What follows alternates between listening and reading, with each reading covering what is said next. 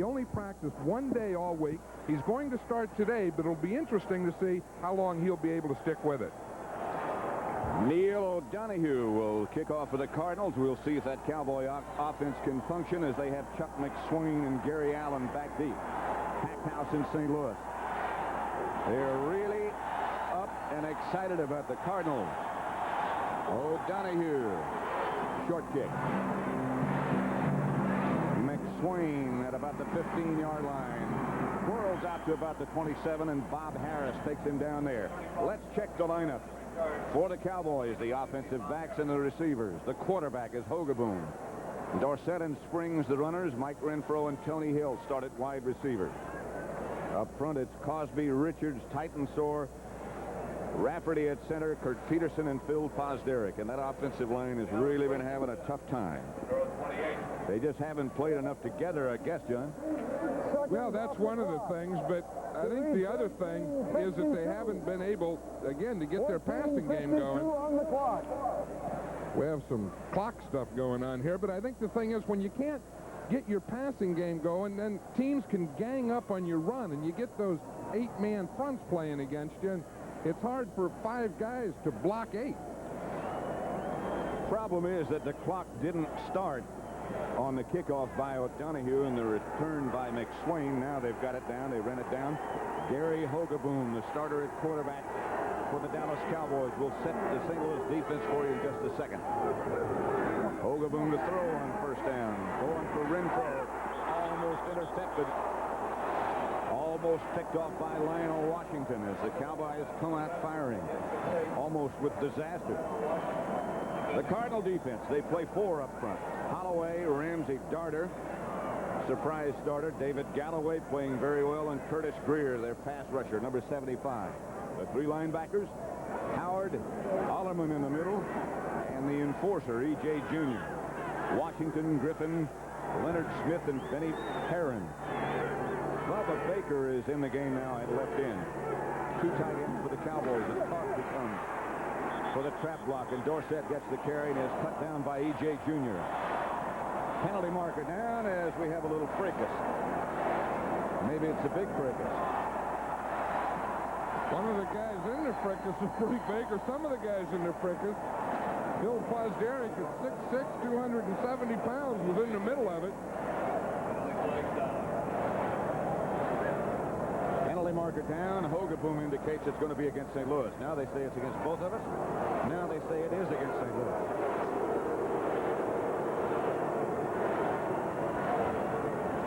It's one of the things you get in these big rivalry type games. Unsportsmanlike conduct. Number 59 on the defense. 15-yard penalty, first down. Thomas Howard. 59, that's Thomas Howard right here. He's on the bottom part of the screen. You see the play is over. He's being blocked. Oh, Pozderac gave him a shot. I don't know. They didn't get the guy that hit first. But then he grabbed the face mask. You see, he got a hold of the face mask. But Pozderac, number 75, had taken a shot at Howard first. Finally got him off. That was one of those deals. The guy that shot first didn't get caught. The guy that retaliated did. That's exactly right. It's a first down for Dallas, and they're going to throw again on first down. Hogeboom had Donnelly. Donnelly had the ball and couldn't hang on, and now Donnelly looks like he's down for a minute. Now he's back up okay. Here's Donnelly coming to the inside. He has the corner on the outside, and watch the safety just coming in. That was Benny Perrin. You know, he's not a big guy, but I'll tell you, he does clear out those sinuses on you. Yes, he does. Jeff Griffin also involved on the play. Donnelly had a shot at that one. You know, I had the feeling last night we were talking to Tom Landry, and he started talking about passing, getting the ball to the wide receivers, opening up, that he was going to start the game this way. Tony Hill is split wide to the left, and Renfro comes out wide to the right. 2nd and 10 from the Cardinals 46. Springs is on the move. Hogeboom trying to set up the screen pass. Gets it to Dorsett. Dorsett first down and more. Out of bounds at the Cardinal 34. Pozderac, a good block up front. 21-yard gain. I think what he's doing here is a smart thing. You know, he's saying that before they were trying to run the ball, then throw these screens. Start off, open them up, put them down the field, get them down there, get them thinking deep. Now you can dump these short screens out there and get something done. Although number 51, Kurt Alderman, a linebacker, he read that. He was there. He just got blocked. But then, once you get that defense off, then you can pop Dorsett short. That was Posderick who cut him down, Alderman, and allowed Dorsett to get loose. 1st and 10 from the Cardinal 33. Again, Hogeboom goes to work. Going deep, and there's the penalty marker down. It's going to be against the Cardinals, no doubt about it. Jeff Griffin is going to be called for pass interference intended for Donnelly. Howard Richards is the injured Cowboy, and they've had trouble in the offensive line. They can't afford much more of that. Well, you know, they'll have to play Herb Scott at that left tackle, but watch Doug Donnelly out here. He's going to run an out move, see, and then an up move off the out against Jeff Griffin. Now, as he started out, then as he started up, Griffin bumped him, and of course, that's pass interference. Bumped him, grabbed him, and did everything else. Illegal contact, number 35 defense, 5-yard penalty, automatic first down. The reason that was a 5-yard penalty is that the ball wasn't in the air. Had the ball been in the air, then of course that would have been pass interference. But he was bumped after 5 yards before the ball was thrown. So it's a 5-yard penalty and a first down. Howard Richards, number 70 for Dallas, still down. Howard Richards was playing left tackle. Now that means that probably Herb Scott will come in and play that position. Herbert Scott has already come in. They still look at Richards as Tom Landry talks to his assistant Jim Schaffner with Danny White in the background. Danny White, by the way, is ready to play. He's not 100% by any means, but he's capable of playing. I don't know if it's a confident Danny White or not, but when I was walking in the stadium today in that entry hall, they had guys shining shoes, and he was having his shoes shined before the game. And to relax, I couldn't believe it. Some guy said, hey, and I looked at him, there's Danny White having his shoes shined. I would say that means he's confident. Well, maybe he thinks he's not going to play. He may as well look good. Howard Richards being helped off. By the way, remember at the beginning of the game there was a problem with the scoreboard clock. It's still not official. They haven't got it functioning entirely correctly yet. It looked like Howard Richards, that right knee, it looked like he had already had that taped or supported anyway, as you can see there, and that looks like the leg that he's having the problem with now. Howard Richards has played a lot of positions and done a lot of things for these Cowboys. They thought he was going to be the starter. He was beaten out by Phil Posderick. Then when Scott was injured, he started at left guard. He started at right guard when Peterson was hurt. And, of course, he went back to left tackle when Cooper went down. So he's been all over that offensive line. So Herbert Scott has taken his place at left offensive tackle. Dorsett, the lone setback. First down, Dallas from the St. Louis 28. Hogeboom again. For Crosby. Incomplete. No interference this time. Doug Crosby's had a he's had a problem with a calf muscle. Seems to be okay at the moment. Those of you who watched the New Orleans Saints defeat Atlanta 17-13, that's the final score. Welcome to Busch Stadium in St. Louis. Pat Summerall and John Madden were in the opening seconds of this contest. No scores yet. Dallas nothing, St. Louis nothing. Dallas 2nd and 10 from the Cardinal 28. Dorsett the lone setback. Now Springs goes back there with him. Tony Dorsett. Room to the outside for a moment. And then the Cardinals pursuit catches up. E.J. Jr. there quickly. I think it's interesting, Pat, so far in this drive, the Cowboys have had 4 first downs, and they've thrown every time on first down. That's really a reversal of what they've been doing the past few weeks. Well, I guess Tom Landry figured he had to do something after they couldn't do much, couldn't generate any offense to speak of, particularly in the second half last week against the Giants. I think that's the way to do it, and that's what the Giants did against them last week. They're taking their game plan against the Cardinals. 3rd and 7 as Hogeboom goes out of the spread. He has time. Intended for Tony Hill over his head. And we'll see Septi in. I think that one there was just good coverage. You can't blame the offensive line on that one. Hogeboom had time, as it looked like from up here, it just didn't look like anyone was open. That's part of it, you know, and that was one of their big problems last week, too, against the Giants. They can talk about the line and the quarterback, but those receivers weren't getting open last week. Hogeboom will hold 42 and a half yards out for Septien. I don't know about that one. Now I do. No good.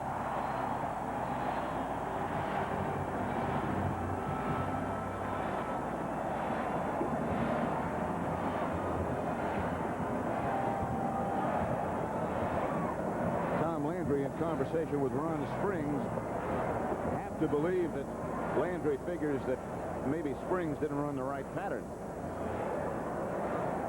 Look at Tom Landry. You know, Tom will give you a little emotion, not much, not for very long. See, just that little left leg lift for a second. That's it. That wasn't what you call hilarity, was it? But that's just a little leg lift. Little leg. Tony Hill was telling him how he wants to catch the ball. The Cardinal offensive backs and receivers. Lomax, the quarterback, having a great year. Anderson and Farrell, the runners. Roy Green and Pat Tilley, two outstanding wide receivers. Up front, it's Marsh, Sharp, Steve, Clark, Bostic, and Tootie Robbins. Otis Anderson. O.J. is the lone setback, and he gets the call. He's had some great days against the Cowboys. Randy White out to make the stop after Anderson got about 4. Help from Eugene Lockhart. Up front, Ed Jones, John Dutton, Randy White, and Jim Jeffcoat. The linebackers, Hegman, Lockhart in the middle in place of Brunig, Anthony Dickerson on the other outside. Walls, Fellows, Clinkscale, and Downs. It'll be 2nd and 5 as Anderson got 5. Cardinals at their own 30. Split backs this time. Farrell and Anderson. Anderson is hit down after about a yard. Dickerson and down there to make the stop. Number 26, Michael. We were talking last night to Jerry Tubbs. We see Eugene Lockhart in on that tackle, and he told us, he said one thing. He said, you're going to see some hitting tomorrow. He said Lockhart is in that guy. He said he may make the wrong adjustments. He may go the wrong way. He said, I'll guarantee you, when he gets there, he's going to hit him. That's Bob Brunig he's talking to. Brunig is not even dressed. Of course, he's been in a middle linebacker spot for a long time. He's over on the sideline and will be trying to help Lockhart as he can. 3rd down, 3. Lomax out of the spread. Green, Cardinal 1st down. 9-yard pickup. Thurman on the stop. Roy Green is out here in the slot. Now, he knows what he needs for a 1st down. You see him, he just runs the out. He runs up the field on Thurman. Then he runs that out. Just get the 1st down, control pattern, and then Walls comes down and puts the thing on him. Let's watch in here in the pits. There's Terry Steve going against Randy White. I'll tell you, they do a pretty good job on Randy White. They get him down and just watch him say, you better stay down. They did a good job on Randy White in the first meeting between these two teams. Terry Steve did. Terry Steve is one of those strong guys that match up pretty well against White. He'll hang with you. Lomax gets it to Pat Tilley in Dallas territory. Another Cardinal 1st down. Michael Downs on the stop, but an 18-yard gain.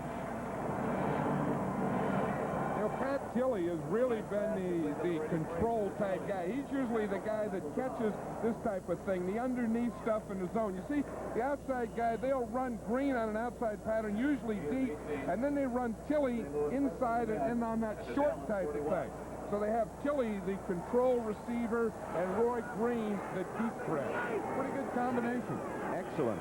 1st and 10 Cardinals from the Cowboy 41. Lomax back again. Lomax under pressure, and down he goes in the arms of Ed Jones and John Dutton and Jim Jeffcoat. You know, there was talk whether Too Tall Jones was going to play. He said yesterday that he didn't know until the pregame warm-up. We saw him stretched out in the pregame warm-up. He decided he was okay. He has never missed a game. 139 in a row. That's a pretty doggone good record. Here he is in the left of the picture. You see him. He's going against Tootie Robbins there. Now, that wasn't bad protection. Lomax had good coverage downfield. You see him, he had to bring the ball down. Then when he brought the ball down, started moving out to the right, there was too tall. The fact that Ed Jones is so tall made Lomax bring the ball down. He was right on his viewing plane. Second down. Lomax has time, has a receiver. Roy Green, but he only got back to the line of scrimmage, and he took a lick. Again, that lick, I think, was Eugene Lockhart there. You know, his nickname is the hitting machine, Eugene the hitting machine. He was saying a couple weeks ago, he said, you know, that he hit some guy so hard that his head was ringing. He said that's how he tells if he has a good head. He said he knows if his head rings, he knows the other guy's head is ringing. There he is doing that head in there on Roy Green. Roy Green staying Lomax. Let's get those passes a little deeper and keep away from. That's one of those medicine balls that Tony Hill talks about. Out of the spread is Lomax this time. A high snap. Lomax down with it. Throws outside. Complete. Greg LaFleur, the backup tight end. Oh, Willard Harrell. I'm sorry. Number 39 instead of 89. 9-yard gain, not enough for a first down. Let's see what they decide. This is going to be an interesting decision here for Jim Hannafin, whether to go for the field goal or go for it. They had 3rd and 10 to go.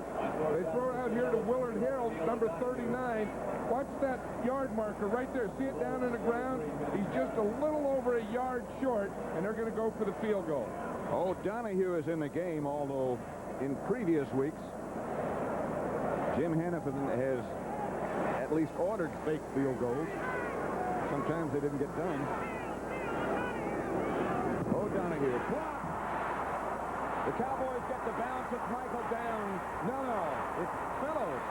Ron Fellows. He drops it. Cowboys scramble. Cardinals scramble. And the Cowboys come up with it. Michael down blocked it. Fellows came up with it. Cardinal field goal turns into Cardinal disaster.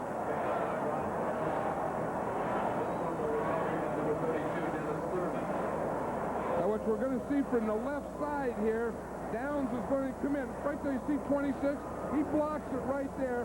Fellows is outside. He's going to pick it up here in the outside right there. Bounces right into his hands. Then everyone's going to chase Fellows down the field.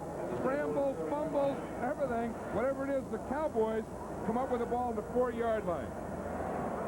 Now the block is going to come from the other side. We'll see Downs from the left side right there coming into the screen. Michael Downs gets the block. Michael Downs having a great year. 1st and goal from the 4 for the Cowboys. Salomon in motion. The handoff is to Springs. He springs it to the 1.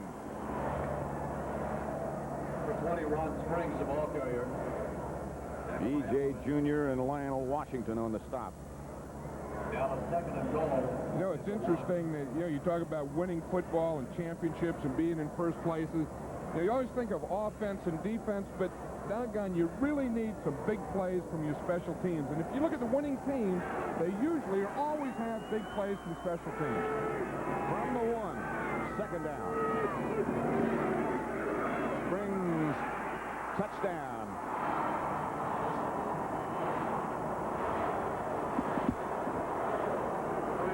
I don't know how Ron Springs got in there. There didn't look like there was any hole in there on the right side. He looked like he went into a wall, and the next thing you see is the touchdown signal from the official.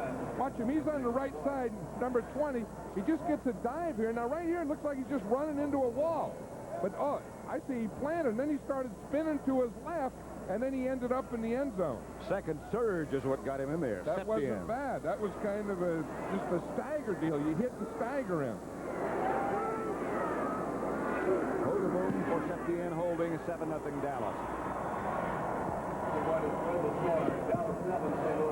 Watch it again. Here comes the motion. Springs just a straight ahead dive play. Now watch him. He goes in there. Nothing. He whaps it in there. He's 2 yards short. Now he starts to flounder to the left, and he flounders right into the end zone. Touchdown. A floundering, staggering touchdown. 7-0 Dallas. Dallas 7, St. Louis nothing. 7:02 left to play. the first quarter. Blocked field goal by Michael Downs, picked up by Ron Fellows. Ron Springs scored the touchdown, and Raphael Septien is about set to kick off. Kicking off for Dallas, number 1, Raphael Septien. Raphael Septien's ready to go. He has his gloves on, the long underwear. He's ready to play. Think he can tackle with those gloves on? Stump Mitchell and Danny Pittman back deep for the Cardinals. Dangerous, both of them, particularly Stump. He's coming up to try to handle it, and does. And out of bounds. Let's watch that big play again. It was a block. Now, right out here on the end, there's two guys. The inside of these two guys that's kind of hidden in there is Michael Downs. He's going to come right in this hole and block this. Now, look, he's not the outside guy. He's right inside there. You can hardly see him.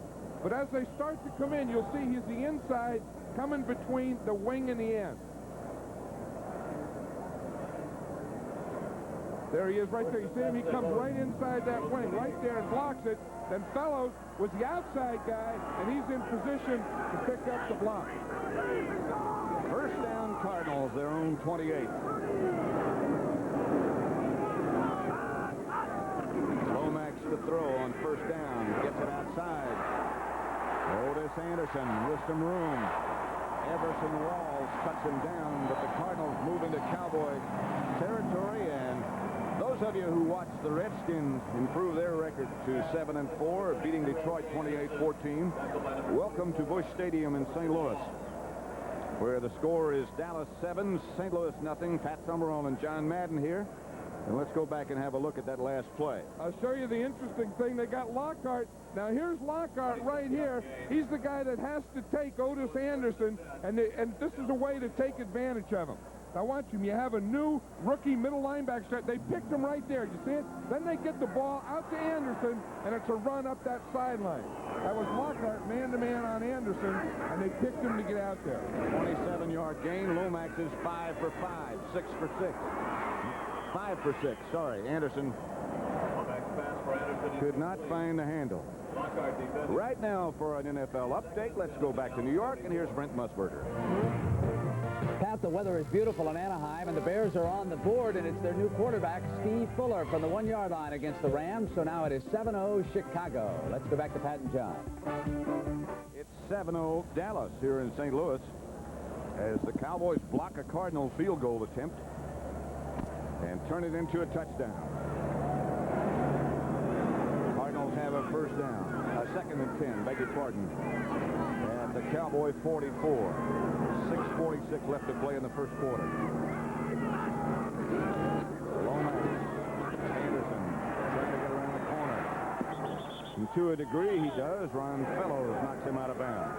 Anderson, the ball carrier. Anderson got 6 nevertheless. Got a bounce by Jeff Goat. I'll tell you, that Anderson, you know, you think of O.J. Anderson, you think of a halfback and that type of guy, but he's a big guy. I mean, he weighs 225 pounds, and he really has the size of a fullback and the moves of a halfback. And as Jim Hannafin was talking to us yesterday, talking about what great vision he has. He sees everything. That's what he says. He says, now, Stump Mitchell, he said he just has to get to the outside. He said, but Anderson can go in or out, and while he's going in or out, he sees everything. 3rd down and 4. Lomax out of the spread. Trying to go, can't go. Don Smerrick, who plays on the pass rush scheme for the Cowboys, came up as Lomax tried to scramble for the first down and didn't make it. And so Birdsong will come on, the Cardinal punter. Tom Landry last night called Don Smerrick. He said he's a wild bull. You may start in there for Too Tall Jones, which he did. He said you never know what you're going to get out of him. He said, but he's going after someone. Gary Allen is back deep for Dallas, and Otis Birdsong will punt for the Cardinals.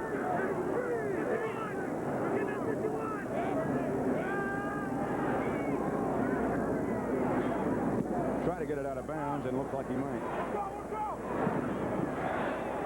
Now it bounces back inbounds, but it hit out of bounds at the 11, where the Cowboys take over, leading 7-0. We have 6 minutes and 14 seconds left to play in the first quarter. Dallas on top at the moment, 7-0 over the St. Louis Cardinals. At Kentucky Fried Chicken, we'd like you to know you're right. You've got it right. The only... Dallas 7, St. Louis nothing. First quarter, 6:14 left. The Giants over Tampa Bay, 3-0. Field goal by Ali Haji Sheik, and Denver 3, San Diego nothing. That's in the first quarter. It was supposed to be bright and sunny and reasonably warm in St. Louis today. But the weatherman had a bad day. It's cold and cloudy. Who do you think has more bad days, officials or weathermen? Officials. Dorsett out to the left. And Dorsett is cut down after almost breaking out of the pack. 8-yard gain for Tony Dorsett. It's been a tough couple of weeks for that young man. You probably know by now his father passed away. He had a stroke a week ago Friday and passed away last week. Very courageous performance. Very courageous Tony Dorsett.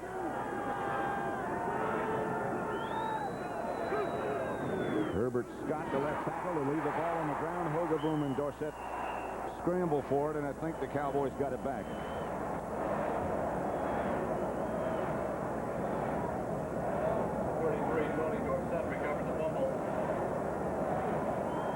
One of the things you're talking about, the tragedy in Tony Dorsett's life, and he's had a lot of ups and downs in his 8 years, but he's proven to be a real pro. I mean, you know, what a running back in the National Football League is. And one of the things we just saw, that little fumble there, you know, with that tragedy, with those problems, he really hasn't practiced in the last 2 weeks. That's right. He gets a rest now as Hogeboom operates out of the spread. Cardinals blitz. Cardinals have the ball as Jeff Griffin comes up with the interception. Penalty marker is down, however. It's probably going to be holding, and the Cardinals are probably going to wind up with the football. Right, it's holding against the Cowboys. Jeff Griffin was out there in that right corner. He was, on that interception, he was trying to stay in bounds. It's going out here to the right. To the left here. Now the receiver goes down, I think. The receiver falls down.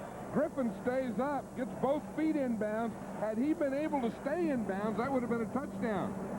Well, they were throwing for Mike Renfro out there, and as he made his cut, he went down, and the ball went to Jeff Griffin. So the Cardinals get it in good shape. They'll have a 1st and 10 at the Cowboy 29, trailing 7-0. Let's watch here what happened to Mike Renfro. He's here. Here's Jeff Griffin, who gets the interception. Renfro is going to come up to the 30 and run it out. As he starts his out pattern right here, he slips. Griffin is right here and picks the ball up. Watch him. Renfro's the outside receiver. Right about the 30 here, he starts to make his cut. Right here, he starts to go out. He falls down. Griffin stays up, but he can't stay in. First down, Cardinals, the Cowboy 29-yard line. Dallas leading 7-0. 1st and 10, St. Louis. The handoff is to Earl Farrell, and Earl is knocked backwards by Anthony Dickerson and Everson Walls and a host of other Cowboys. Tackled by Lockhart. The offensive comparison after 10 weeks, 1983 last year and this year, and where the Cardinals stand. And that's why they stand tied, or did at the beginning of the day, with 3 other teams for the lead in the NFC East. Washington has already won, so their record is now 7-4. The Giants are playing now, and these two are the other two who are tied. Farrell in motion. This is Anderson. Anderson coils down inside the Cowboy 20, very near a first down before John Dutton can drag him down. Number 78, John Dutton. Well, the clock is down again. Started off with clock problems. Now the time will be kept by the officials on the field, and we'll keep you as closely apprised as we can. And the Dallas 20. Yard short of a first down. It looks like more like a foot.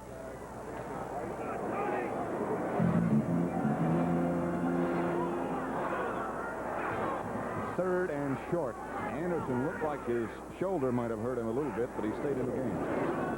Lomax gets to Randy Love, and Randy Love will have a Cardinal first down.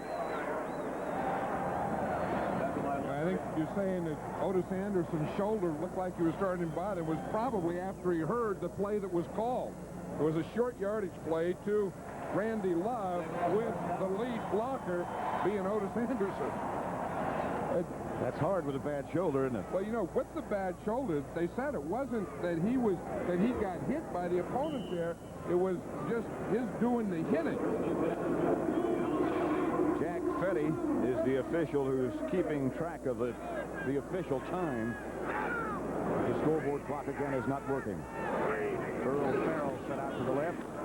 Here's Anderson. Slammed down hard by Michael Downs and Eugene Lockhart.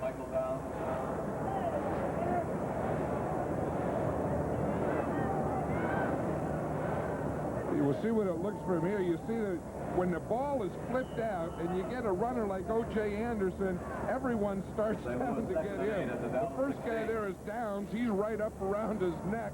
Anderson saying, chokehold, chokehold, and Lockhart has him low. The old high-low and up around the neck deal. Michael Downs having a really, really great year. 2nd and 8. Lomax on the draw play to Anderson, and he rams down inside the Dallas 10. Ed Jones and John Dutton bring him down. Very close to another Cardinal first down as Jim Hannafin looks on.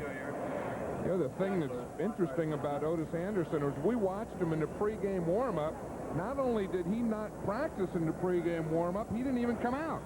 He only practiced one day all week, but I guess some of these guys, you know, John Riggins does that a lot. He doesn't practice and plays like heck on game day, and it looks like we're getting the same type of thing from Otis Anderson here today. He looked sort of spry in practice yesterday, though. Yeah, he did. He had a camouflage jacket on. He was dressed different than the rest of them. Here he is again. Over the right side, and it looks like he has the Cardinal first down. Lockhart again on the bottom of the pile. By Lockhart. There's a guy, you know, you talk about those differences in last year and this year in the Cardinal offense, and of course one of the important people in that is Neil Lomax, and he's just so much more confident. You know, you can just see that in being the field general, running the team, out in the practice field. You know, you can just see confidence in this guy. Don't you think, John, a lot has to do with his confidence and his development? Has to do with their new offensive coordinator? Right, Rod Dowhower. Rod Dowhower is one of the top quarterback coaches and offensive coordinators in this game, and when he came in, he worked not only this season in training camp, but he worked the whole off season with Neil Lomax, and now Neil Lomax is more of a complete quarterback. He understands the whole thing better now. And of course he's got those two great weapons, Pat Tilley and Roy Green as his wide receivers. Green is out wide to the left, and Tilley is up just at the top of your picture. The handoff is to Anderson. He spins around inside.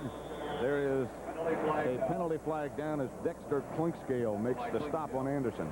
And that's in that area. I was just going to say, in that area of offensive holding, the greatest drive stopper in football, offensive holding. Gordon McCarter, by the way, is the referee.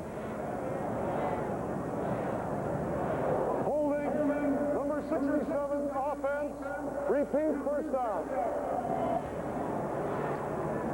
At number 67 is big Lewis Sharp. Jim Hannafin says number 67. You see him right there. He's on Jim Jeffcoat.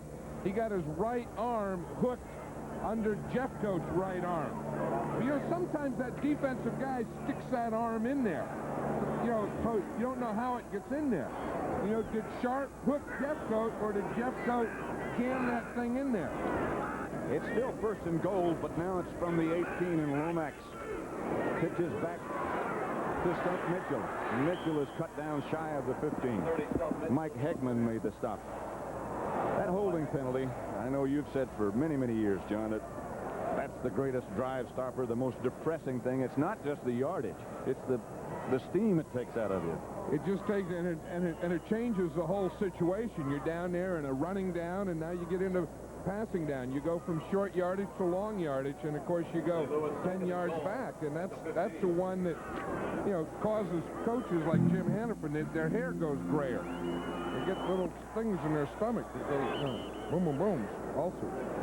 That's the end of the first quarter before the Cardinals can get another playoff. How gray can your hair get? I'm going to look at mine again. White. The end of the first quarter. 7-0.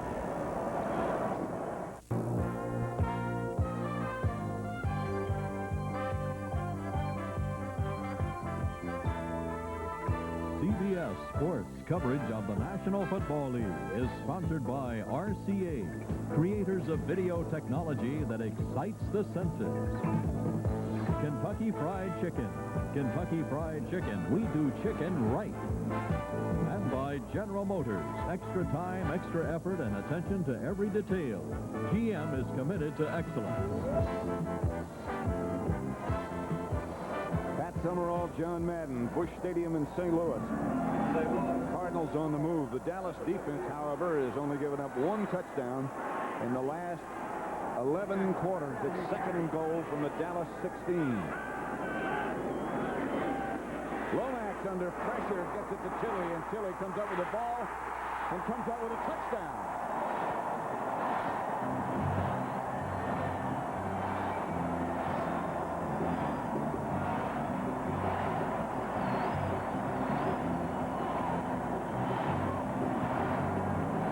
And Tilley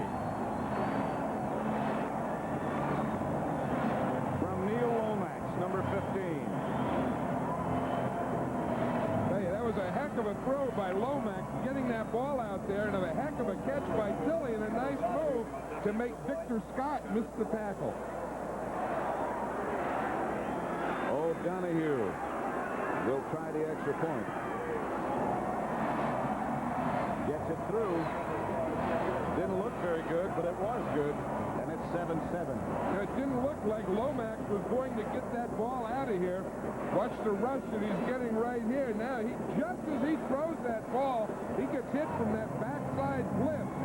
Watch him. He's going to get hit from the backside just as he throws the ball. He gets it out to Tilley. Now, Tilley going down, makes that hit. Victor Scott misses right there. Terrible tackle. Should have had him there. Tilley makes the move into the end zone. Tilley up quickly. He's only 178 pounds, but he could play.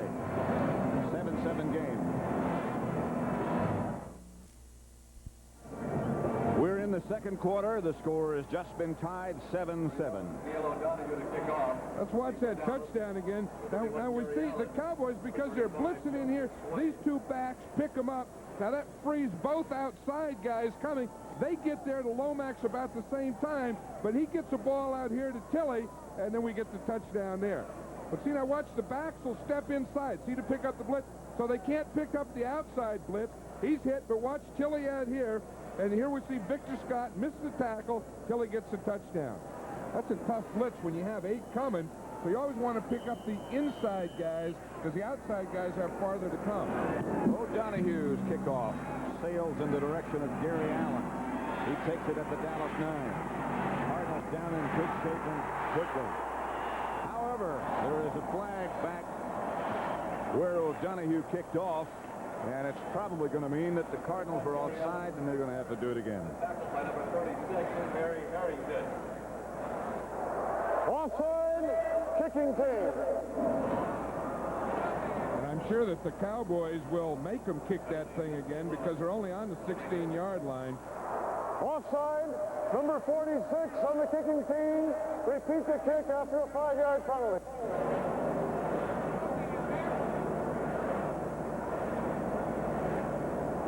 Donahue now will have to kick off from the 30-yard line. Number 46 was the man he said was offside. Victor Heppen. From the 30, and they have McSwain and Allen back deep for the Cowboys again. They move up to about the 10-yard line. You know, one thing I think in this cold weather that we have today, I think it is difficult to kick off because I noticed that O'Donoghue's kicks haven't been going very deep. Septienne's kicks didn't go very deep. And, you know, sometimes a ball gets a little cold and it will freeze on you sometimes. Very much like what happens in golf. You just can't hit the ball as far in cold weather. Especially if you're old. That's a factor. Gary Allen. They get it to about the 26. So they pick up about 10 yards on the exchange before Heflin, the man who was offside the last time, comes down to make the stop. Hogeboom is 1 out of 6. Picked up 21 yards, had that big interception. Lomax is 6 out of 7 for 81 yards, the touchdown pass to Tilley. So if you go by those comparisons, there's the victor at the moment. That's Neil Lomax.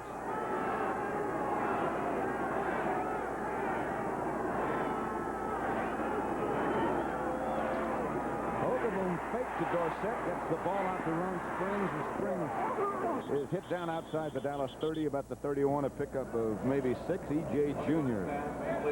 and Jeff Griffin made the stop. Just barely got that one out of there. 2nd and 4 at the 32. You know, I think the big thing, as we said earlier, is last week the Cowboys only completed one pass to an outside receiver, and that was a touchdown pass to Tony Hill. And doggone, when you don't get the ball to the outside guys, and that defense just shrinks and shrinks and shrinks on you. Really does have an effect. I remember a couple of weeks ago, well, we'll get back to that in a minute. Here's Dorsett. Dorsett is cut down and looks like about a yard shy of a first down by David Galloway.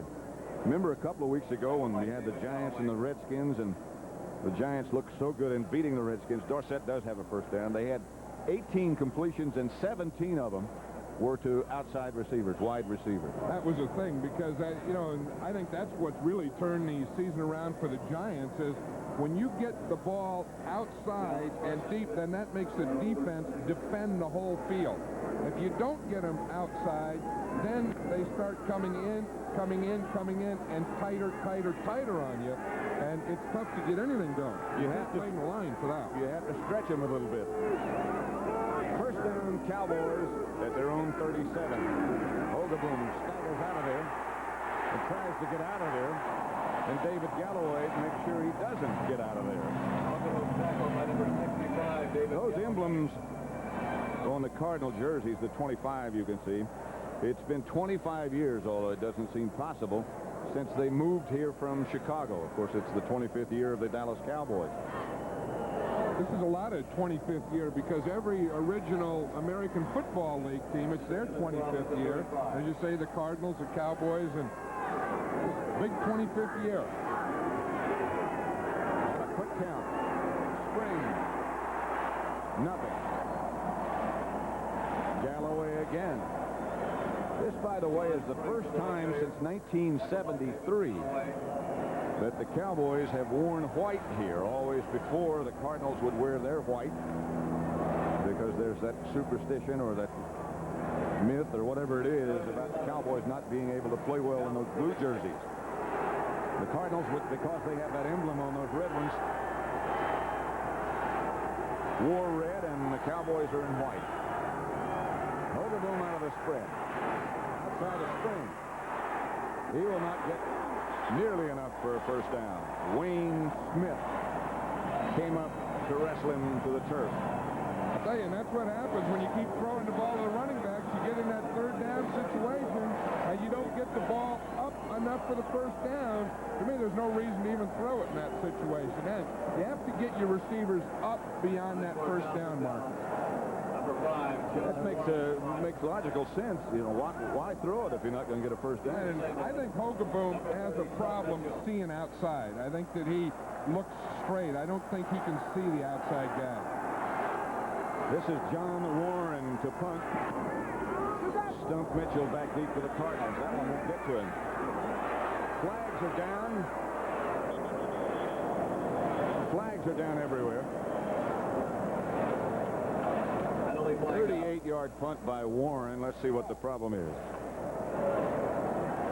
Against the Cowboys, ineligible man downfield. They were still scrambling for the ball. There's another penalty. And that's either going to be against Eugene Lockhart or for Eugene Lockhart. I think that's Stump Mitchell down on the field, who's still lying down. Right, Stump was down, but they were around there trying to get the ball, trying to recover the ball. And then someone pushed Lockhart, or Lockhart pushed someone, and another flag went up. I think that one's going to be against the Cowboys. That would be my guess at the moment. Yeah. You can see by the reaction of the Cardinal players. Terry Steve out talking it over. Keep in mind, however, that there are flags down on the field, and Stump Mitchell is down also on the field.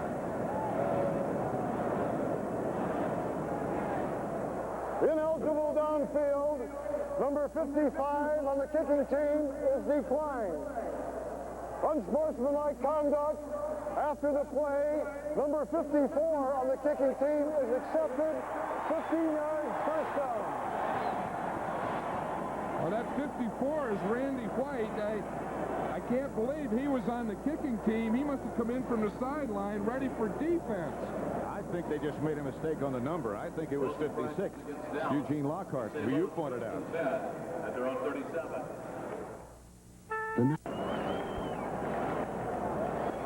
Dallas 7, St. Louis 7. A lot of things going on. Stump Mitchell being helped off the field now after he was injured on that attempt at a punt return.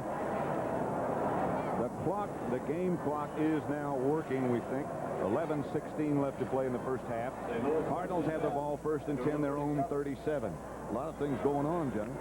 On that last penalty, unsportsmanlike conduct, they said it was Randy White. Randy White wasn't on the kicking team, but he did come in for defense, and it could have been Randy White. 1st down, Cardinals, their own 37, and Lomax goes back to throw on 1st down, if he has time. Under pressure, and Ed Jones bats it down. Lomax pass for O.J. Anderson incomplete. Knocked down by Jones. It was, in fact, number 54 who was involved in the last penalty, and that, of course, is Randy White. Of course, it was a punt play, and Randy White wasn't on the punt coverage team. He was just the first guy in there to play defense, and there was still a little leftover action from the punt return, and he just took a hunk of the action. He's one of those guys like you used to tell me about Ted Hendricks. He's fine, he's a good player, all that stuff, but don't get him upset. Then he becomes a great player. 2nd down, Lomax back to O.J. Anderson. He lost the ball. And the guys in white have it. The Cowboys recover. Mike Hegman made the recovery. Not sure quite yet who caused it, but Hegman made the recovery. It looked like someone just reached in on O.J. Anderson and just popped that ball out of there, not even in a tackle. Just watch it right here. See, right there, the arm comes in. Right there, it looked like, I don't know who it was. I think it might have been Dexter Clinkscale who got the arm in there as Anderson was going by. Because it really wasn't part of the tackle. It was just the arm sweeping in. 1st and 10 from the 41 as Hogeboom goes quickly outside to Springs. And Springs dances down to about the 34. 20, Ron Springs. Back on a bounce by Jeff Griffin. Bill Whitaker is number 42 being helped off, one of the stars of the Cardinal special teams.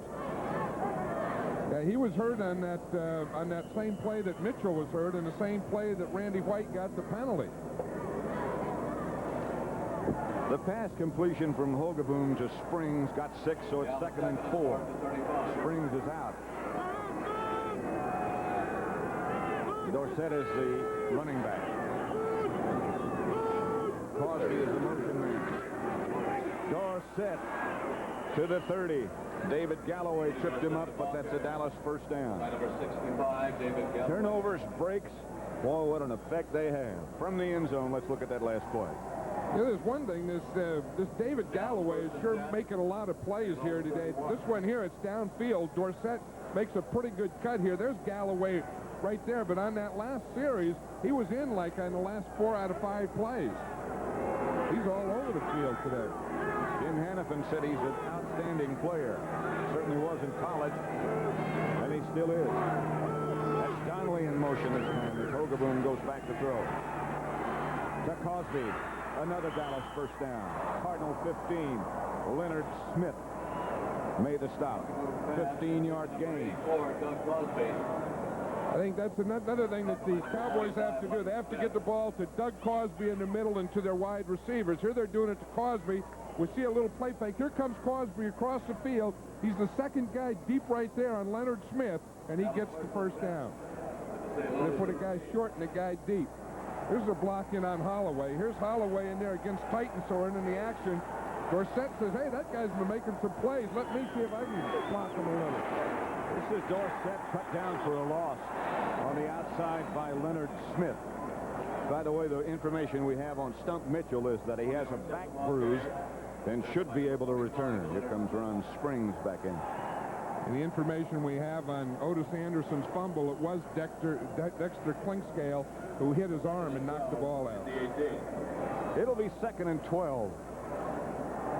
Cowboys 7, Cardinals 7. Cold, damp, and gray day in St. Louis.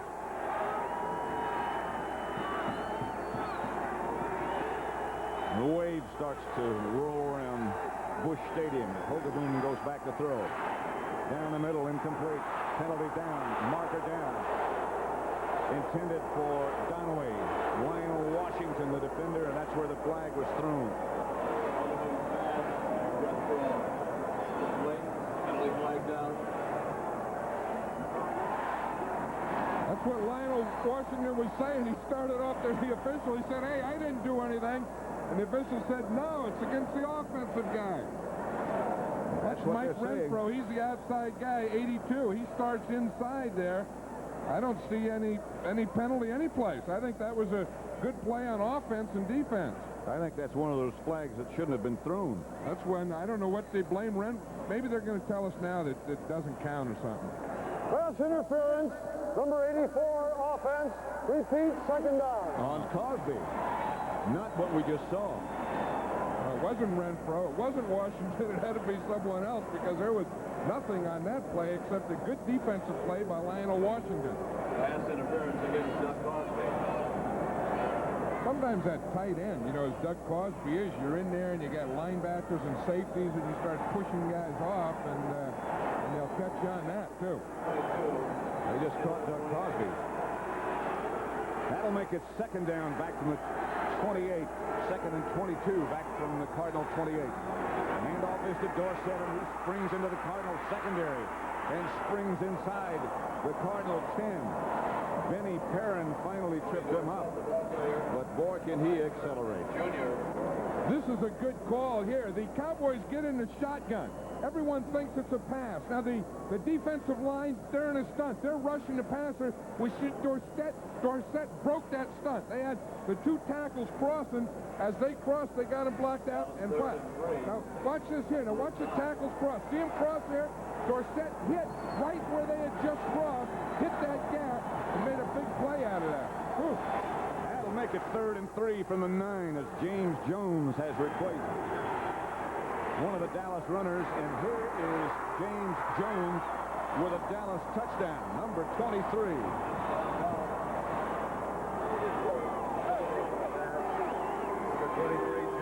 I'll tell you, James Jones is going to keep that football. He's been out for 2 years.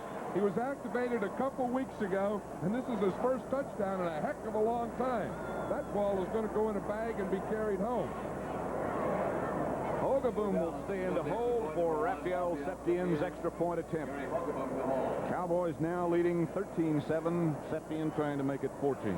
Rafferty is the center. Good snap, good hold, extra point good.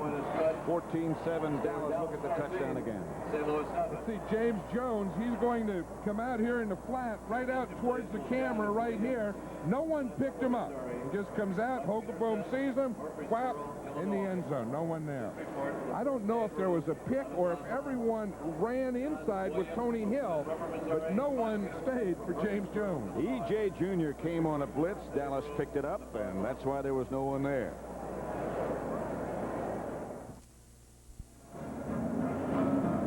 Watch this touchdown. James Jones is here. He's going to catch a touchdown pass. Tony Hill runs in here. He takes this defender and this defender. Now, this is the guy that has to be on James Jones. He gets picked right here. Jones comes in, and no one's there. Now, watch him. Junior blitzes from the outside. Watch the deep guy. See, he can't get over there. Now, watch Tony Hill comes in right here, picks him off right there, and here James Jones gets the ball. So he gets him there so he can't get out and cover him. By the time they get there, Cowboys are celebrating stuff. Raphael Septien set the kickoff after they recovered O.J. Anderson's fumble. It took them 6 plays to get into the end zone. Septien's kick is good this time, and it stumped Mitchell back about 2 yards deep in his own end zone. So, indeed, he is okay. Stays on his feet. Bill Bates finally knocks him out of bounds, and here comes the yellow flag again. Every kick. Or it seems every kick there's a penalty marker. Holding against St. Louis. At least it's not an illegal block above the waist from behind or whatever that is. Well, it's for the same reason now. You know, we saw Stump Mitchell returning that. Stump Mitchell was injured last week. Injured his ankle against the Rams on Monday. Number 51 receiving team during the return. 1st and 10. On Monday, he was on crutches. On Tuesday, he had a cane. He was out practicing on Wednesday and Thursday, and he's playing here today. St. Louis 1st and 10 from their own 38. Turnovers can really do you in. That always seems to be the secret. Look at what's happened to Denver this year. St. Louis turnovers. The blocked field goal. Dallas got a touchdown. The fumble. Dallas got a touchdown. They lead 14-7. Anderson. And they swarm. Hegman and White. While we have a second, let's update you on the scores. The Giants 3, Tampa Bay 3. John McKay, of course, has said that he will step down at the end of the year. San Diego 7, Denver 3. How about that one? 2nd and 8 at the 15. The Bears 10, the Rams 6. Bears playing without Jim McMahon. And that's going to test them. But I'll tell you, they still have Walter Payton. That's the good news. The bad news is the other team has Eric Dickerson. Couldn't find a game with 2 better backs, could you? Here's Lomax out of the pocket. Intended for Greg LaFleur, and just threw it over his head. Number 89, Greg LaFleur, incomplete. I'll tell you one thing. In this first half of this game, the Cowboys have recaptured something. They're playing with emotion. They're going after the Cardinals today on both defense and offense and special teams. I mean, there's something really that came out of that game last week. I didn't think against the Giants that they had a lot of emotion. Now, they're ahead 14-7, but I think it's more than that. I mean, I think they're coming today to go after these Cardinal guys. Cardinals beat them 31-20 in their first meeting. Cardinals, of course, have a much better, far superior record within the division. It is a must game for both teams, but particularly for Dallas. Lomax up under trouble, in pressure. Chile comes up. Great throw by Lomax with people all around him. Ed Jones all on top of Lomax, and he got it out of there. Yeah, you wonder about this Pat Tilley. He only weighs 175 pounds. He's been in the league for 9 years, and for 9 years he's been doing stuff like this. You see Ron Fellows? Ron Fellows had a man-to-man. Tilley starts up. Fellows thinks he's going deep. Whap, he just cuts that thing off and gets the first down. Yeah, how Too Tall Jones is doing. He was questionable all week. I'll tell you, he's in there against Tootie Robbins. He's doing a pretty good job. There's no way Lomax could have thrown that ball to his right. It's a good match, Too Tall and Tootie.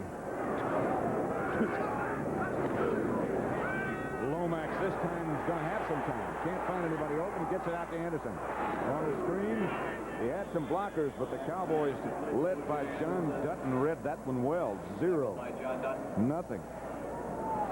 That was a funny-looking play. It looked like a screen, but on most screen passes, you would have the offensive line out in front of you. But it doesn't look like anyone got out there in front. You see, there's a fake to Anderson.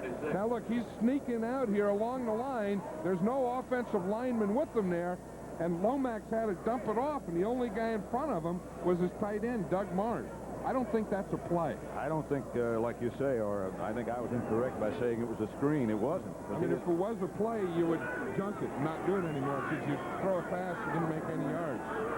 2nd and 10, the Cardinals at their own 36. 16 left to play in the first half. Handoff is to Farrell. Ball is loose, and Dallas may have another one. The Cowboys come up with a football. Turnovers. Eugene Lockhart comes up with the recovery.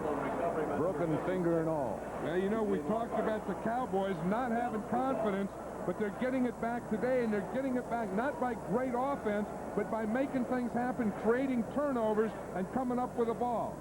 Now watch here. We see right there as he comes in, he gets hit low. That was Dickerson, who was the first guy in there. He was trying to twist, the ball comes out, and Lockhart comes up with it. Watch it. We'll see Dickerson come in. Dickerson's coming in right here, and as he hits him, the ball is loose right now. He may have run into his own guy, and the hitting machine ends up with it. He just dropped it. Dickerson made the hit. Lockhart came up with a fumble recovery. It's 14-7.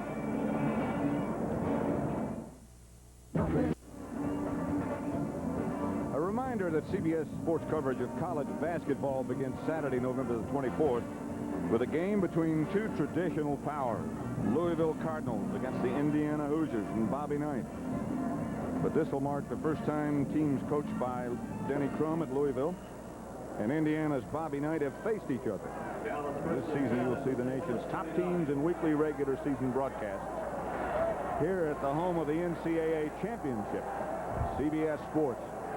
Pat Summerall and John Madden at Busch Stadium in St. Louis. The Cardinals have just coughed up another fumble. The intended pass receiver is Tony Hill, and the Cardinals intercepted. Lionel Washington comes down with the football at his own 5-yard line, and the Cardinals avoid another disaster as the Cowboys turn it over quickly. 5:55 left to play in the first half. Let's go back and see. Tony Hill, the intended receiver. Lionel Washington back there with the interception. So the Cardinals will take over at their own 5-yard line with 5:55 left to play in the first half.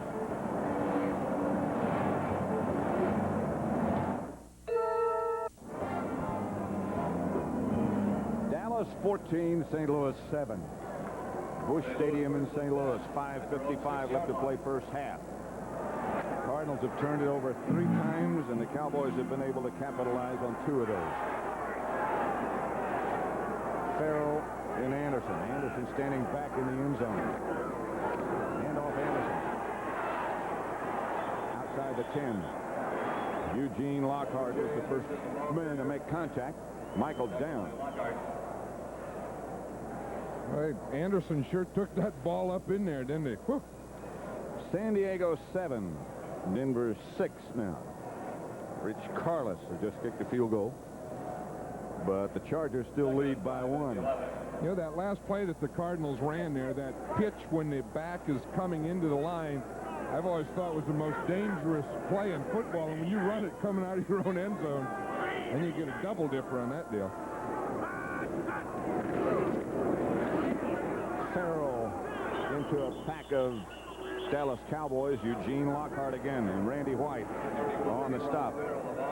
Yeah, I think on that play you could see Eugene Lockhart's strength right there. He just caught Farrell right there, just stopped and watch him.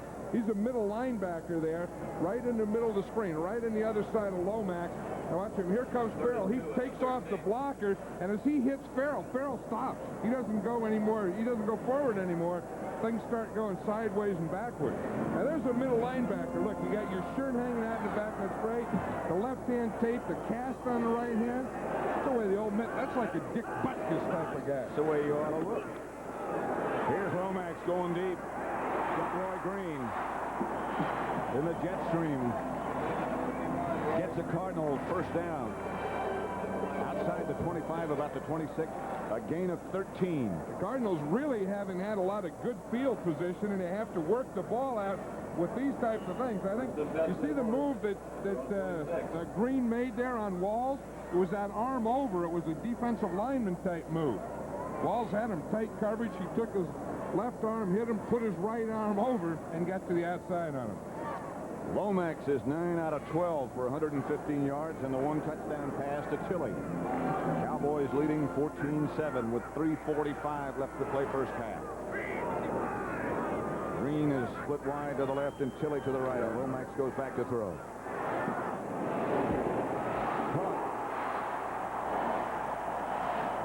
Tight end Doug Marsh on a strike from Lomax. A gain of 27 yards. The Cardinals move into Cowboy territory. Doug Marsh was the inside guy. Roy Green was the outside guy. And I think when Green goes deep, look, there's Green, the outside guy. He's going deep. I think when he goes deep, that takes everyone to the outside is watching him. And then Marsh is the second man in. And he's able to get the ball over Dickerson and in front of Downs. Hey, they have pretty good pass protection in there. There's Tootie Robbins, you see on a stunt. He starts in, pushing. Under 3 minutes left to play in the first half. Looking for somewhere to go. Looking to the outside, has all kind of time, as much as he wants. Tilley tried to come back and couldn't come back quite far enough. Covered by Fellows. There must have been some excellent coverage in that Dallas secondary.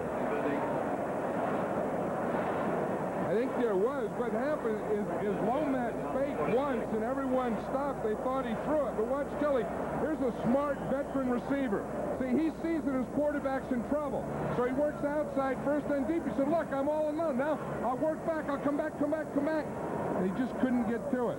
But I'll tell you, he gave a lot of effort there. He tried to go outside, tried to go up, and eventually worked back, all helping his quarterback get out of trouble. You can see the water as the receivers try to make their cuts. You can see water flying everywhere. It rained hard here in St. Louis both Friday and Saturday. Draw play. Listen. Oh, is he hammered?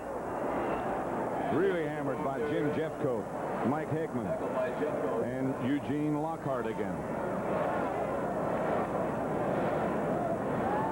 I think that's what you have to do to Otis Anderson. You know, he has that bad shoulder. You just get a bunch of guys on it. Yeah, you get there.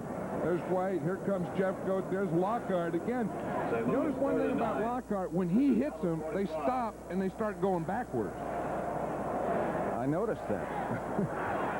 O.J. Anderson is starting to notice There's that. no more of that leaning forward when he gets there. 2-minute warning has just been issued by Gordon McCarter, and they'll let Jim Hannafin and Tom Landry know that. Both teams, by the way, have all 3 of their timeouts left. The Cowboys lead 14-7. 2 minutes left to play in the first half. So hold it. Pat Summerall, John Madden. Busch Stadium in St. Louis, where the Cowboys lead the Cardinals 14-7.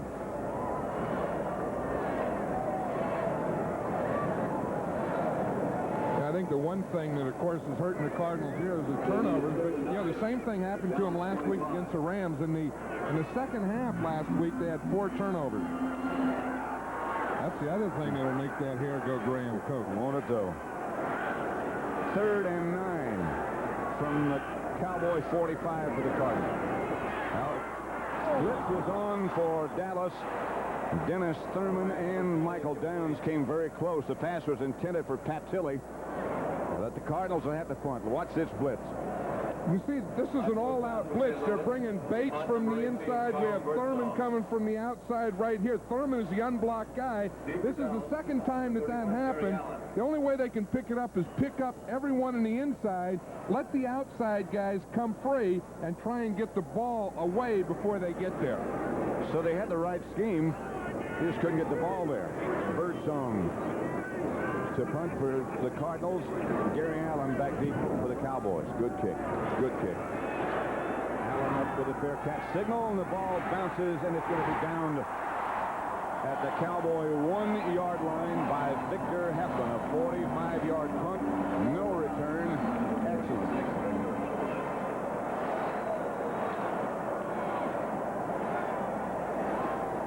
Giants 3, the Buccaneers 3. They're at the half in Tampa Bay. The Chicago Bears playing without Jim McMahon and with a lot of other hurt people. 13-6 over the Rams, but as John Madden pointed out, they still have Walter Payton. They still have Bob Thomas, who just hit a 52-yard field goal. Here it's 14-7. Cowboys over the Cardinals. Cardinals have been able to move it. That was a heck of a punt there by Carl Birdsong. He just dropped that thing right in there. That's the way punting coaches draw it up to punters. Sometimes that's pretty hard to execute no matter how you draw it. Well, you know that Carl Birdsong, the punter, he's a registered pharmacist in the off-season, and maybe that has something to do with it. Right prescription on that punt. Coach, I'm the right prescription is to dump those things in there in the 1-yard line for you. Cowboys deep in their own territory. A minute 47 left in the first half. Both teams with all their timeouts. Here's Dorsett. He got a little breathing room before E.J. Jr., number 54, took him down. You know, the interesting thing here, you always have goals and objectives, and when you're coming off your goal line, the first objective you have is to get the ball beyond the 5-yard line to give your punter his full 15 yards. Dallas 14-7. The Cardinals have just taken a timeout. Giving that extra effort makes winners be all you can be. Sponsored by the U.S. Army. At 6 feet, 180 pounds, San Diego wide receiver Wes Chandler is covered by defenders of greater strength and size. But this tenacious competitor plays by the principles of self-sacrifice and second effort, making a career out of snaring touchdown passes right out from under opponents' eyes. A major contributor to the explosive San Diego offense, Wes Chandler is the best he can be. In today's Army, when artillery goes to the field, so does high technology. Be all that you can be. Keep on reaching. Keep on growing. Computers, laser-guided missiles, and teamwork honed to a split-second response. Only the Army gives you this kind of training with just a 2-year enlistment. You can do it in the Army. 14-7. The Cowboys leading the Cardinals with a minute 42 left to play in the first half. Dallas has all 3 of their timeouts remaining in the first half. The Cardinals just took one, so they have 2. It's 2nd and 8. Herbert Scott, number 68, has played left tackle since the opening minutes when Howard Richards went down. Dallas goes with 2 tight ends. This is Ron Springs. Springs gets out to about the 8, so he got his breathing room for his punter. Benny Perrin made the stop on Springs, and now the Cardinals take their 2nd timeout, so they have 1 left. Of course, what the Cardinals are trying to do here, this is the replay that's on the screen here at the stadium. See, the people can come and see these replays. See, what they're trying to do here is take the timeout and then force them to punt and still have some more offensive time to go. Jim Hannafin, who spent a lot of time with us yesterday talking about his Cardinal team. And he, too, was very, very candid. That's Floyd Peters, his defensive coordinator, off to the left there in the ski cap. Coming up at the half, of course, we'll have scores and highlights from around the league with Brent Musburger and Herb Cross. And there have been some surprising developments, although not earth-shaking today, as Miami struggled, but they did win. This guy looks like Mike Ditka there, standing on the sidelines with his arms crossed. It isn't. It used to be, though. Yeah, it could be. It used to be Ditka. Remember when he was an assistant there for Tom Landry? And of course, now he's doing a heck of a job with the Chicago Bears.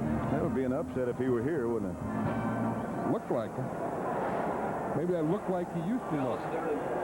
But anyway, this is a big play for the Cardinals here. If they can stop and take a timeout and get the ball back, or a big play for the Cowboys, they need a first down. 3rd and 4. They give to Dorsett, and he's going to have that first down that they needed. They took the heat off the punter. They got a first down. Dorsett has carried 9 times for 50 yards. Yeah, it's funny. You look at little plays like that, and they just go down statistically as a 5 or 6 yard, 7 yard gain for Tony Dorsett. But the heck with the statistics on a play like that. That's a big play because now the Cowboys will be able to run this clock out. The Cardinals won't get another chance in this half. A minute left to play in the first half now. There's Hogeboom. This time I think they took too much time. As the flags go down, they just didn't quite get the ball snapped in time. Cardinals did use 2 of their timeouts. Right. The Cowboys have done a pretty good job here. The first goal is to get the ball out to the 5 so that your punter has still first down. The first 15 yards. And your second goal is to get a first down after they take time out so they can't take 3 in a row on you. They've done all that. Now they have the penalty, but that shouldn't hurt them. Tom Landry shuttles his wide receivers, Renfro and Donnelly, with the plays. I got a feeling he might try to do something deep and chancy here.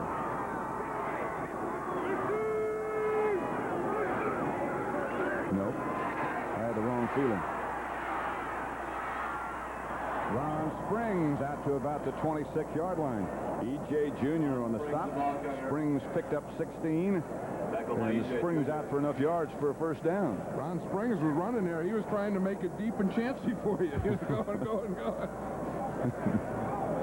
Now, I'll tell you, now it's an interesting situation here. Now they have a little breathing room, and now they might do that chancy type thing. I think if they could do 2 chancy, one to try and get to midfield, then take a timeout, then another chancy thing. Renfro comes out wide to the left. Tony Hill is up to the other side.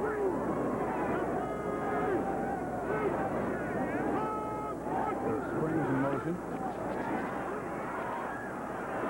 Renfro through his arm. Leonard Smith on the coverage. Dallas still hasn't hit a wide receiver in their 6 completions. And that's what he's trying to do here. He's trying to get the ball up to midfield. He's trying to get it to a wide receiver. He's trying to get it to Mike Renfro. He just threw it a little behind him. Renfro was open, did find a hole in there. I think Hogeboom drilled that ball and drilled it a little behind him. He does have a rifle for an arm, though. He does. Renfro couldn't get back on that one. Donnelly this time is out to the left. Dorsett, look out. Dorsett out close to the 45 before Leonard Smith trips him up. And now let's see who takes the timeout.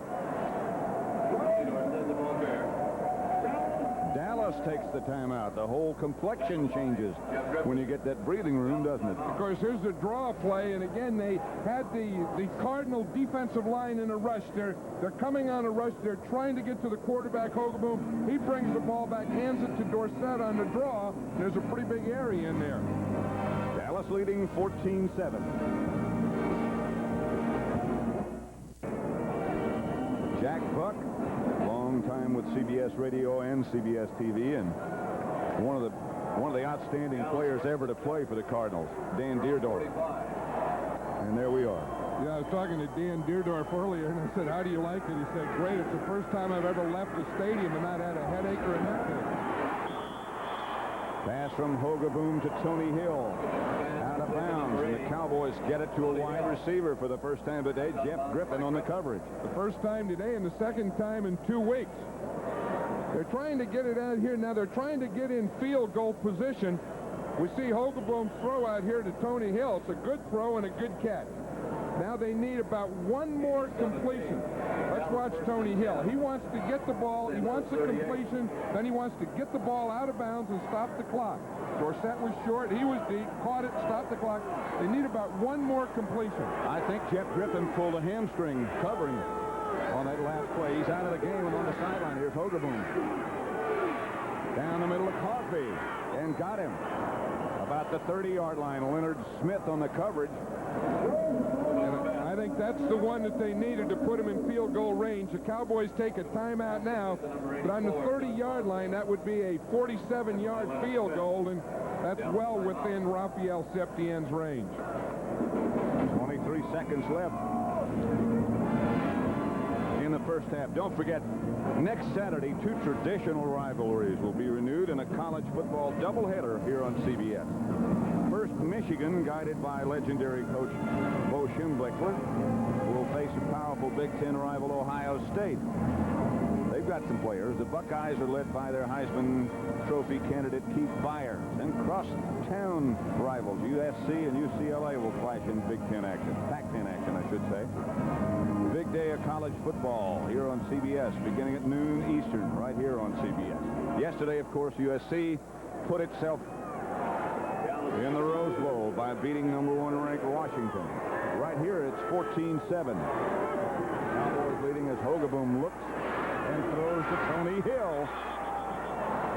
Lionel Washington on the stop. Lionel Washington stays down for a moment. 12-yard gain, another Dallas first down. Still 18 seconds left to play, and Dallas takes another timeout. Why would a kicker wear gloves, you think?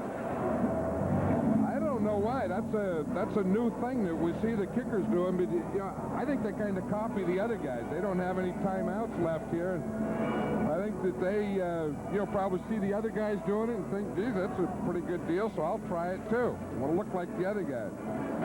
You know, it's an interesting decision here. As I was saying, the Cowboys are without any timeouts. Now, you know, the safe play would be with 18 seconds left and no timeouts to kick the field goal right here. Tom Landry isn't in a safe-type personality, so he wants to go for one. But in going for it, you have to either throw the ball in the end zone or to the sidelines. You can't complete another pass inside. That's very, very risky. Well, you can't. You wouldn't have time to get the field goal team in there if you did. No, and then the thing you worry about is the sack or the holding penalty. They send Tony Hill out wide to the right.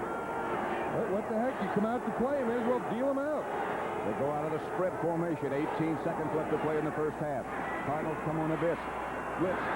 Hogeboom goes to the end zone. They're hoping for an interference call. They don't get it. Septien came out on the field. Now they bring him back. Doug Donnelly was the intended receiver.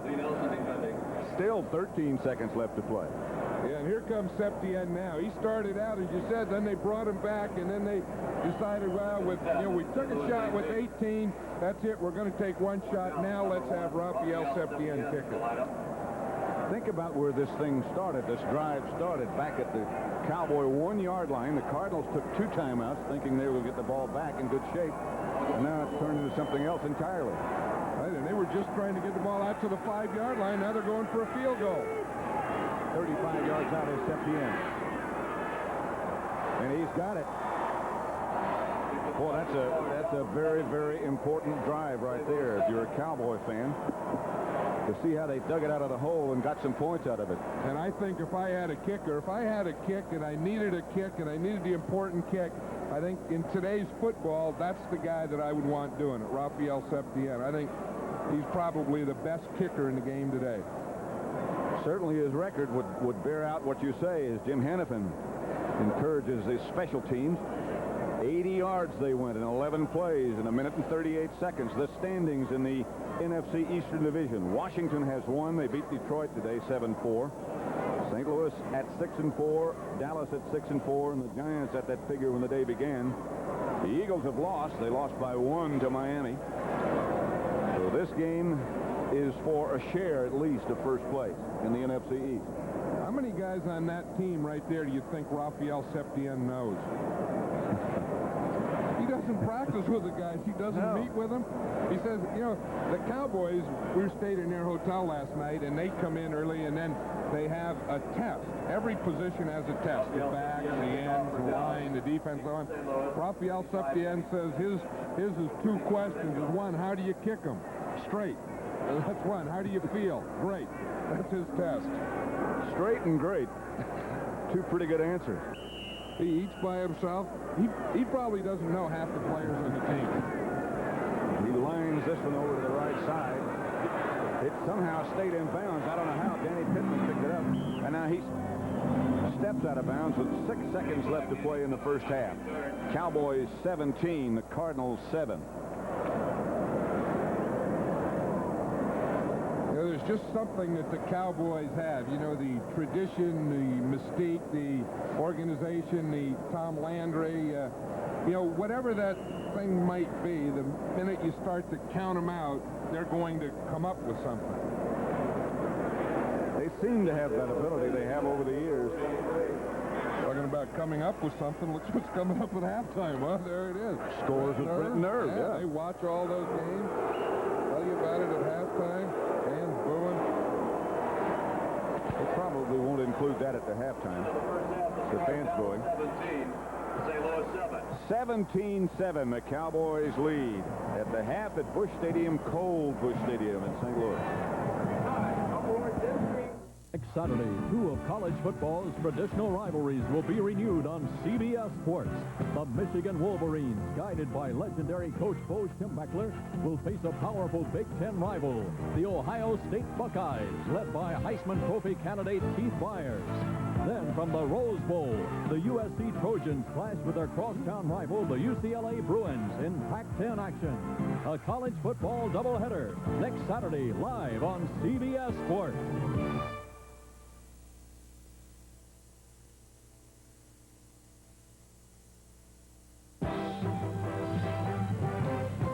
All right, welcome back to New York. The major story of the day, the unbeaten Miami Dolphins, in at 10-0, almost had to go to overtime. I mean, they just eked past the Philadelphia Eagles.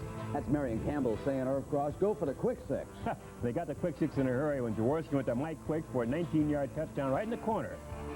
Then the Eagles struck again. It was 14-0. Dan Marino pulled out. He had Mark Clayton right in his sights, and Clayton dropped a sure touchdown. Marino couldn't believe it either. But then Marino came back, Irv. Came back in a hurry to Tony Nathan, who kept it in the end zone on a post pattern for its 30th touchdown pass of the year. And the Dolphins suddenly started to dominate in the second half. Woody Bennett banged in. But then, with time running out, the Eagles scored, and this extra point would have tied it. But Doug Betters blocked the attempt by Paul McFadden. And that young man knows the agony of defeat this afternoon down in the Orange Bowl. 24-23, the Dolphins' record now 11-0. San Francisco now 10-1. They put 41 points on the board today against a good Brown defense. This one to Freddie Solomon. Well, the beauty about this play, though, is that Montana drifted out, bought time, and Freddie Solomon, who people say can't run anymore, simply outran the Brown secondary. And Irv, Montana was 24 of 30 on the afternoon. He had a pair of touchdowns and only one interception. Roger Craig backed him up, 9 carries, 45 yards, and 2 touchdowns for the 49ers. Cincinnati now 4-7. There may be a race yet in the AFC Central. Will anybody finish over 500 in this division? Watch Rich Ehrenberg here. Hand off to Louis Lips. And Sweet Lips on the end around comes on into the end zone, 36 yards. And the Steelers built up a 2-touchdown lead on the Bengals. But Cincinnati did not quit. Here is Turk Schonert handing off to Larry Kinnebrew, and the big back got inside, dominating the game in the latter stages. The Bengals pull it out 22-20, and they have pulled now to within 2 games of the division-leading Steelers. How about the Colts and the Jets today over in the Meadowlands? I mean, the story here was the weather. It was atrocious, and the Colts' record now is 4-7. The Jets go to 6-5. Tough setback for the Jets. That could knock them out of the playoffs. We'll have to wait and see what happens in the weeks ahead. New England moves ahead of the Jets by a game, 38-10 over the Buffalo Bills. There's a lot of talk about Dan Marino and John Elway. Keep an eye on that quarterback right there. Tony Eason, as he hits Cedric Jones, he too is going to be a good one. New Orleans and Atlanta, the Saints run their record to 5-6, 17-13. They come from behind against the Falcons. Made it look easy, too. This time was a key pass reception by Hobie Brenner down in the corner of the end zone. All right, and here's the other story of the day. They finally did it, folks. What an airplane trip home. They've lost 23 straight on the road until they went in this afternoon, and Hugh Campbell said, let's get it done. Warren Moon passing to Jamie Williams. This Houston Oilers team has more talent than you might imagine. It's going to take some time for them to gel. But John Makovic and the other coaches around the league know that the hands are full anytime they take on this Oiler team right now. They are capable of plays like this. And the Oilers are so happy they'll probably break out the champagne on that trip back to Texas. 1-10, who knows? In the AFC Central, they may yet get to the playoffs. Green Bay and Minnesota. The best bad team in the league has to be the Packers. 45-7 over the Vikes, sir. You know, and when they're hot, the tight end, Paul Kaufman's effective in the offense, and he also likes to go to you-know-who, number 80, James Loftus. How many times have you seen him do that? 4-7 now, the Packers' record, as the Vikings dropped to 3-8. Washington and Detroit. The story here was the fact that John Riggins did not start the game. Joe Gibbs said he's available with the mother hog looking on if we need him in those short yardage situations. And Joe Theismann said, without the big fella, let's take it up on top. He hit Jeff Moore for a touchdown here. They led the Lions 7-0. And as they continued to build the lead, John Riggins said this one's going to be easy. Otis Wansley came in and scored 2 touchdowns in replace of Riggins, but the Lions came charging back. It was 28-14. Danielson pulled out, and he threw what appeared to be a touchdown pass. Look at the official at the back of the end zone signaling touchdown. The Redskins came up screaming, saying he did not hold that football.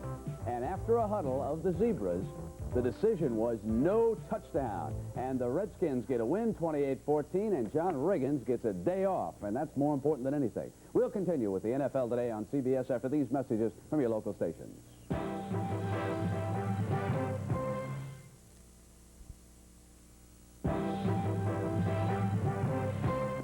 All right, welcome back. We tried to tell the Greek not to give up on the Cowboys, that they weren't out of it. Why wouldn't he listen to you, Irv? Well, every time you count them out, they come back. They're a well-coached team with great personnel. What do you expect? But there's still a second half to be played. Lomax and Green are plenty tough. How about the other scores right now? Giants have just tacked on a touchdown to their field goal. They lead the Buccaneers 10-3. So far, this has been a battle of the turnovers. Watch this one. Sims over the middle. And then after that, the Buccaneers got down there with the ball and bucked in for the touchdown. Now watch this here. Steve DeBerg pulls out, throws over the middle, and it is intercepted by Harry Carson, and that led to a touchdown by the Giants as Bill Parcells, who was under extreme fire in New York, now has a chance to take this team into the playoffs as Sims goes to his tight end, Zeke Moat. You know, down at Florida State, Moat was a blocker. They didn't even use him as a receiver, and here this season, he has suddenly matured into a pass receiver. He caught the touchdown pass. It is 10-3 Giants over the Buccaneers. San Diego and Denver, and the Chargers lead at 10-6. They are at the half, but never fear, Bronco fans. Their defense will score 2 touchdowns and win it in the second half. Chicago and the Los Angeles Rams, the Bears 13, the Rams 12. There's been a late development in that we're going to show you. Irv? Of course, the Ram cheerleaders are happy with what they've seen so far this first half.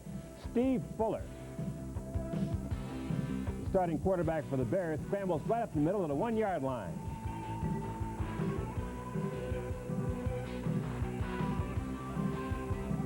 Fuller here handing the ball out to Walter Payton. He goes in for a 1-yard dash. Mike Ditka, of course, has to be happy with what he's seen so far out of Payton this first half. When he's not running the ball effectively for you, he comes in and catches the ball well. 77 yards in total offense the first half for Walter as he scrambles down inside the 20-yard line. Then just moments ago, Jeff Kemp pulled out, sent Henry Elliott on a fly pattern, and he got him at 63 yards on a beautiful reception by Elliott, who pulls away from 2 defensive backs and gets into the end zone. That is the offensive play of the day so far. But the extra point attempt hit the upright. So they stand at 13-12, Bears over the Rams. Let's send you back now to Pat Summerall and John Madden. Pat? Okay, Brent, thank you very much. Dallas 17, St. Louis 7. It hasn't been a pretty 17 points for the Cowboys, but they still lead by those 10, and they've played, I think, with a lot more emotion than we saw last week. Don't you, John? I think they did. You know, we talked earlier in the game that the one thing that the Cowboys need now is confidence. They really didn't play last week with a lot of confidence. I didn't have a feeling that they started this game with a lot of confidence, but that last drive just before the half, I think they got a lot of confidence during that drive. Well, let's go back now and look at some of the touchdowns. Dallas scored first. Cardinals tied it up. Dallas came back again. Let's go back and look at the first touchdown. Well, you know, the first one was just that dive to Ron Springs. He starts in there on the right side, and then he just kind of goes down to the left and, you know, and gets that first touchdown. Here's the way the Cardinals tied it up. Lomax under pressure. I'll tell you, he did a heck of a job getting rid of this ball. He gets it out here to Pat Tilley. Pat Tilley's on the ground, but the veteran that he is, he just jumps up, makes one move, and takes it in the end zone. And then James Jones, who we have not heard from for, what, 2 years? That's right, 2 years he's been out injured. Here they had the good play. They got him outside. Tony Hill came in, and he really put a pick on the guy who was supposed to cover Jones, so he was wide open. But then, as you pointed out, it looked like after Birdsong's punt was down that the Dallas won. It looked like the Cardinals had the Cowboys buried back. Looked like the Cardinals were going to get the ball back in good shape. Cowboys turned misfortune into fortune. Well, they did, and I think that's the thing that's going to give their offense in general a lot of confidence. Maybe Gary Hogeboom specifically a lot of confidence. I think the Cardinals, they've only completed 3 passes to Roy Green, and they've only been for 25 yards. I think in this second half, they're going to not only going to have to get the ball to him more, but they're going to have to get it to him deep. Do you think, as we look at the second half, which is about to begin, do you think there's a danger that the Cowboys might say, hey, we lead by 10 points, we lead 17-7, let's see if we can sit on it? I don't think so, because I think the Cowboys realize that they aren't as good as they used to be, that everything that they're going to get that they have to work and struggle for, and you can't work and struggle and have a drive like they did at the end of the half and then go in and say, oh, we're good. I don't think they believe that. I think I really agree with you. 17-7 is the score. It should be an exciting second half, and we'll have that coming up for you. Cold St. Louis, but right now the Cowboys are hot. St. Louis looking.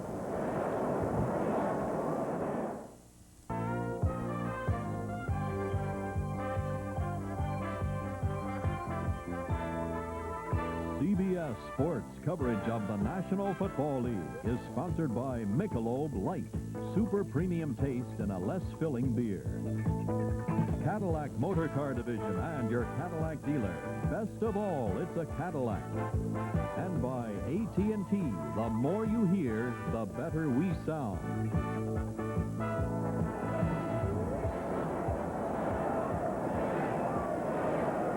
Cowboys, the Dallas Cowboys 17, St. Louis Cardinals 7 at the half, and we're just about to begin half number 2. Rafael Septien will kick off in the direction of Stump Mitchell and Danny Pittman. It's going to be Mitchell. He is dangerous. Mitchell almost out of the pack to about the 38-yard line before Victor Scott takes him down. 24-yard return. Turnovers. Look what happened to the Cardinals this year. Well, you know, in the last couple of weeks, it's kind of been haunting them. Last week against the Rams, we said they lost, but they had 4 turnovers in the second half.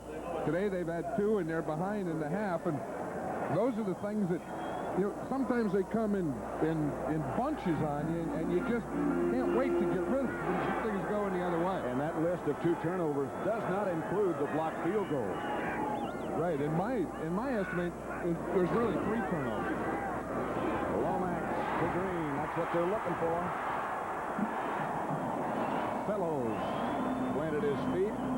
And Green picks up 20. It's a Cardinal first down. It's just a matter of time before he springs.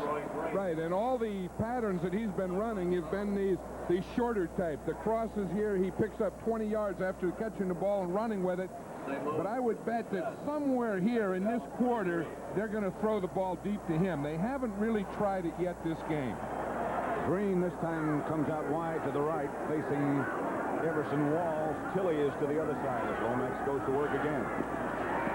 He has Anderson wide open, and Anderson slips away from a couple of tacklers. And Anderson gets down to the Dallas 25. Ron Fellows stops him after a 19-yard gain. I'll tell you, whatever the Cardinals talked about offensively at halftime, they sure talked about the right thing. Watch this. He hits Roy Green the first time. Here he's going to find Otis Anderson. Again, we see Eugene Lockhart is out there on Anderson. But they hit him out there. Lockhart doesn't make this tackle here. He's not going to catch him in the open field. Gives him a little move and then up the field. That's the second time that they've caught a pass on Lockhart. First and 10 Cardinals from the Cowboy 25. Opening seconds of the third quarter. Lomax again on first down will throw. Looking for somebody. Hegman chased him, and the pass is incomplete. Tilley was, I think, to be the intended receiver. That was good coverage by the Cowboys down there. What happens as you roll, as a quarterback rolls to one side or the other, that shrinks the field because you really can't throw it from this sideline all the way across to the other sideline. So as that was shrinking, the Cowboy defense just came over and shrank right with them, or shrank or shrunk with them, and the whole thing was shrunk into this side, and no one was open. And the pass was incomplete. It's second and 10. from the 25. Anderson is the lone setback. They go with 2 tight ends. Lomax goes back to throw and throws quickly. Throws behind. Cowboys on a blitz. Intended for Green. He just couldn't get it there. Walls was with him. I think the ball was deflected. You know, in the first game, the Cardinals did a good job against the Cowboy blitz. In fact, they beat the blitz, and that's how they did it. This game here today, he's getting the ball away. The blitzes aren't getting there. They're making him throw quickly, and he's not as effective today. That time there, his own guy ran into him. I think it was Joe Boston. I think you're right. 3rd down and 10 now. And Lomax comes out of the spread. Offside Dallas. Lomax down the middle of the green. To the 1. I'm sure that's a free play for the Cardinals. That was against the Cowboys. Jim Jeffcoat, the right end, jumped offside. So Lomax had a free play. He took it. Number 77 on the defense. Right, you see 77 Jeffcoat there? Watch him. He'll jump right there. He jumps before the ball snaps. He's in that neutral zone. Now, Lomax can see that. He knows if nothing works, he's going to get the down over again. But here, he can take a chance. He can force it. He has a free play. So when you have a free play, you find a guy like Roy Green and get it to him. Take it there. 1st and goal at the 1. Green has now caught 5 passes. Anderson and Love are the 2 setbacks, and Lomax rolls to his right. Lomax looking for someplace to go, can't find it. The ball's batted away. He gets it to Love. It's a touchdown.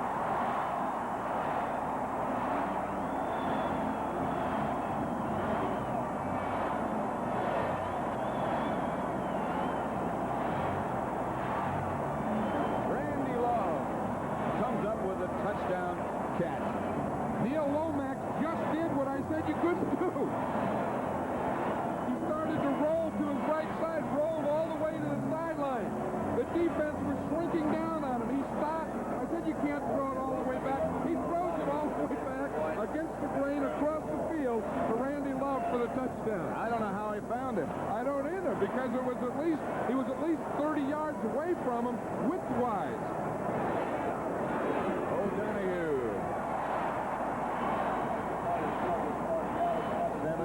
14. Let's watch it here now. You see, he fakes here. Now, see him rolling out here to his right. Now, the whole defense comes to this side. He fakes here. Look, it's stopped. Now he does throw it. He finds Randy Love way back here. The ball is tipped into Randy Love for a touchdown. Randy White got the hand up that deflected the ball, number 54. Love still caught it. Who said you can't do it? Watch, he stopped and said, well, there's a guy there. Randy White gets the left hand, jumps up, and it still gets for Randy Love. Lomax was 4 out of 6 on that drive. 52 yards, the touchdown pass, deflected touchdown pass to